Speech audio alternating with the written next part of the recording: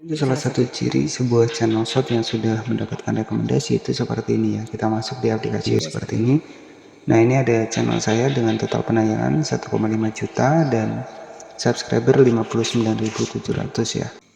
Oke, jadi kita masuk di bagian penayangan seperti ini. Di sini bisa kita cek untuk sebuah channel short yang sudah mendapatkan rekomendasi ini. Kita masuk di bagian audiens seperti ini. Oke, halo sahabatku, selamat datang tentunya di channel Sahabat Kreator. Nah, jadi pada pembahasan kali ini kita akan bedah ya kenapa sih untuk rekomendasi dari konten YouTube Short kita ini hilang. Nah, apa sih untuk penyebabnya? Jadi kita akan bahas di video kali ini.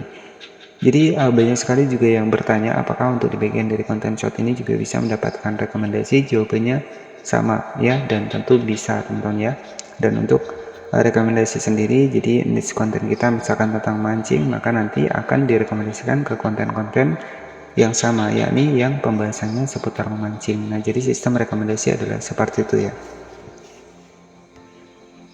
Dan oke, ini merupakan sebuah channel saya yang sudah mendapatkan 1,5 juta penayangan, dan di sini lebih tinggi dari biasanya ya, dengan total subscriber 59.700 teman-teman ya.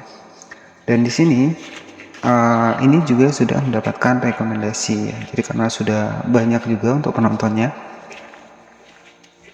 bahkan sudah mencapai 1,5 juta penayangan. Nah, ini real ya, kita cek di bagian lebih tinggi dari 28 hari terakhir ya. Nah, apa sih yang saya lakukan, trik yang saya lakukan untuk di channel short ini? Yang pertama adalah konsisten, teman-teman ya. Jadi konsisten upload, kemudian di sini juga jangan bolong-bolong. Nah, itu ya, agar teman-teman juga bisa jangkauannya luas seperti ini. Oke, nah di sini untuk 4 Oktober, di sini 5 Oktober ya. Nah, teman-teman bisa perhatian 4 Oktober di sini 1,5 juta ya. Jadi 1614 lebih tinggi dari 28 hari terakhir. Dan tentunya ada penyebab kenapa sih untuk channel short teman-teman ini rekomendasinya hilang. Salah satu penyebabnya adalah teman-teman upload beda niche konten. Nah, jadi kalau teman-teman upload beda niche konten itu bisa mempengaruhi untuk rekomendasi akan hilang ya. Nah, itu untuk yang pertama.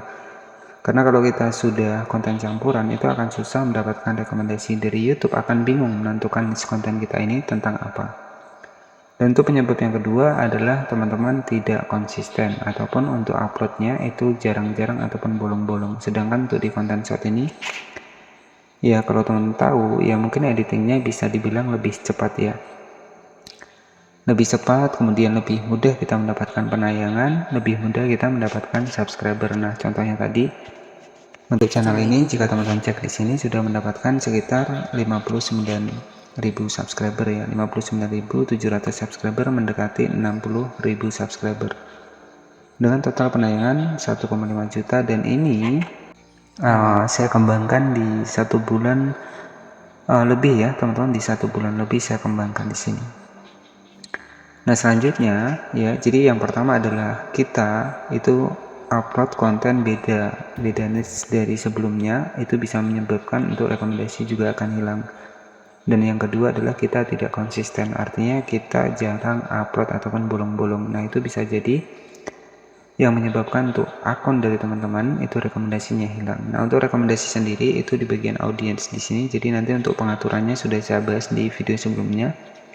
Teman-teman tinggal dicek saja tentang bagaimana cara teman-teman mengaktifkan untuk menu rekomendasi penonton, itu sudah saya bahas ya. Nah, jika channel YouTube Short kita ini sudah mendapatkan rekomendasi, maka tampilannya teman-teman bisa scroll ke bawah seperti ini. Nah, di sini ada yang namanya adalah yang ditonton audiens Anda. Nah, maka di sini untuk konten-konten inilah yang ditonton ataupun yang merekomendasikan untuk channel saya ya. Dan ini yang muncul di sini adalah dengan kategori yang sama ya, dan juga yang setopik dan juga yang setema. Jadi lebih mudah kita mendapatkan penayangan ya. Jadi ada 2 bocoran buat teman-teman semua. Jadi ketika channel kita ini sudah mendapatkan rekomendasi, yang pertama adalah untuk video kita itu tidak akan sepi penonton ya. Jadi penonton itu akan berkesinambungan ya. Setelah menonton video satu, nanti di bawahnya ada video kita, mereka menonton lagi. Nah, jadi seperti itu ya sistem rekomendasi.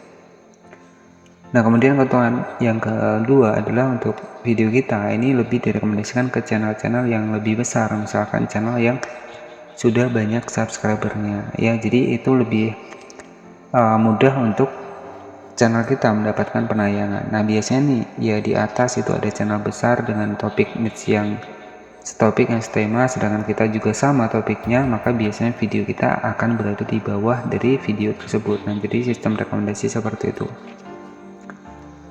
Selanjutnya untuk keuntungan yang ketiga adalah walaupun kita menggunakan judul apapun, selagi masih judul itu mengandung satu tema konten kita ya, maka akan masih tetap mendapatkan penonton. Nah itulah keuntungan dari teman-teman sudah mendapatkan rekomendasi.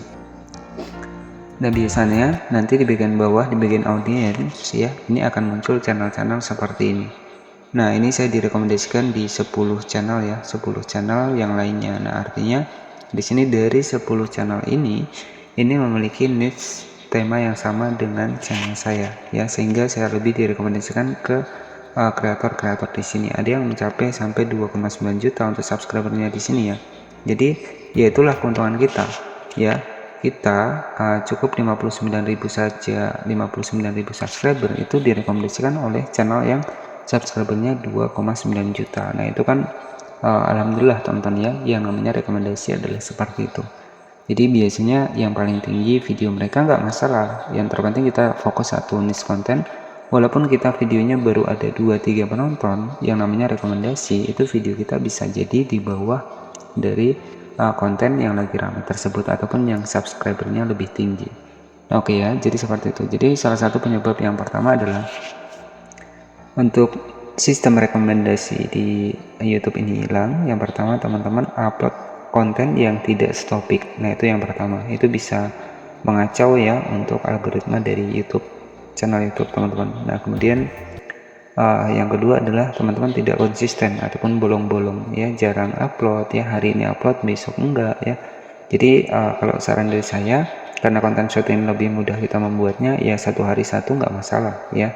Tapi kalau tujuan teman-teman mengejar 10 juta penayangan ya, kalau satu hari satu ya kurang juga teman-teman. Jadi kalau saya pribadi ya kurang lebih ya 10-an ya dalam satu hari. Cukup seperti itu saja yang bisa saya sampaikan, dan buat teman-teman yang mungkin baru gabung di channel ini bisa cek di channel saya yang lain ya, itu saya sudah membahas seputar